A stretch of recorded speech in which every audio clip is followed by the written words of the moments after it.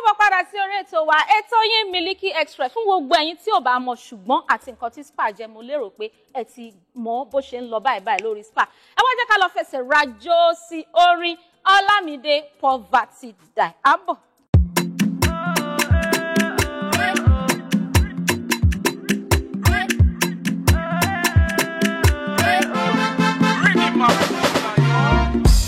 When I wake up, no be by my power, oh. Oluwa lo kukun show, oh. I go down on my knees and I thank God, oh. Poverty die, die, die, poverty die, die, die. And I step into the street for my paper, oh. I dey also make the poverty jumpa, oh. Go di buruku my lawyer lewa, oh. Poverty die, die, die, poverty die, die, die. Go di buruku jino sile mi, Arina jino sile mi, hello lawa jino sile mi. I want to get plenty money.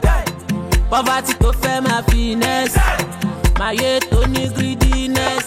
No put through shit for my business. I know well I get money sickness.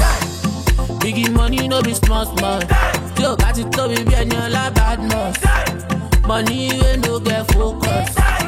Money we no dey pump us. Holy Ghost fire. Me I know they tire. Ogun waye me eba mi jo wọn pẹ̀lú fire.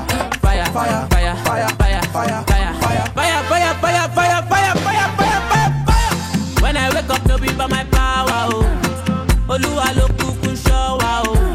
I go down on my knees and I thank God, oh. Poverty die, die, die, poverty die, die, die. And I step into the street for my paper, oh. I dey also make the poverty jumpa, oh. Go di buruku my lawyer lewa, oh. Poverty die, die, die, poverty die, die, die. Ẹ káàbọ̀ padà sí orí ètò wa ètò yín Miliki Express ṣọpọ pé mo ti sọ fún yín níbẹ̀rẹ̀ pé àwọn oríṣiríṣi tips la máa fún yín nípa technology oúnjẹ jíjẹ bá ṣe múra gbogbo ẹ̀ kí lèmi wá mú wá fún yín báyìí o mo fẹ́ fún yín ní àwọn tips nípa nǹkan tá máa ń jẹ báwo ló ṣe wúlò sí wa gan lára wá jẹ́ kí n mú ọ̀gẹ̀dẹ̀ tí ò tí pọ́n ọ̀gẹ̀dẹ̀ ọ̀gbàgbà gbogbo la mọ̀ banana ìyẹn ọ̀tọ̀ ṣùgbọ́n plantain táwọn olóyìnbó pè ní plantain tí ò tí pọ́n ìyẹn unripe plantain ọ̀gẹ̀dẹ̀ ńlá wọ́n ní pé àwọn nutritionist wa múràn ló sọ àṣèwádìí dáadáa wọ́n ní pé tí a bá ń jẹ ọ̀gẹ̀dẹ̀ tí ò tí pọ́n tí a fi ń ṣe oúnjẹ jẹ wọ́n ní pé ó dáa nítorí pé ó wà very rich in fibre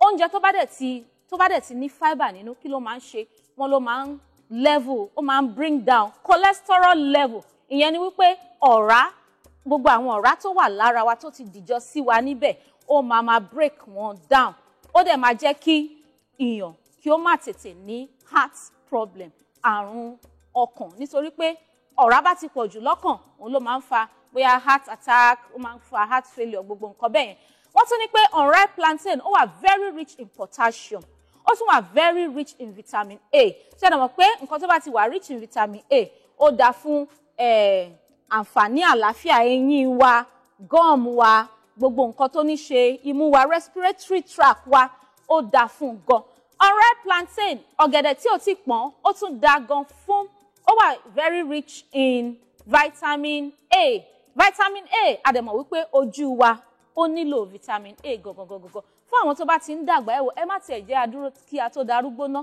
bá ṣe wà lọ́mọdé gan wọ́n ẹ jẹ́ ká máa include ọ̀gẹ̀dẹ̀ tí ò tí pọ́n sínú oúnjẹ tá máa ń jẹ ó máa ń ṣe ni ní àǹfààní dáadáa àti wípé ó tún máa ń build immune system wa nítorí pé ó wà very rich in iron potassium fibre àti vitamin C and vitamin A. Tá bá ti fẹ́ jẹun báyìí ẹ má gbàgbé láti jẹ ọ̀gẹ̀dẹ̀ tí ò tí pọ́n ẹ̀yin aráalé mo lérò pé ẹ ti jẹ gbádùn àwọn tips yìí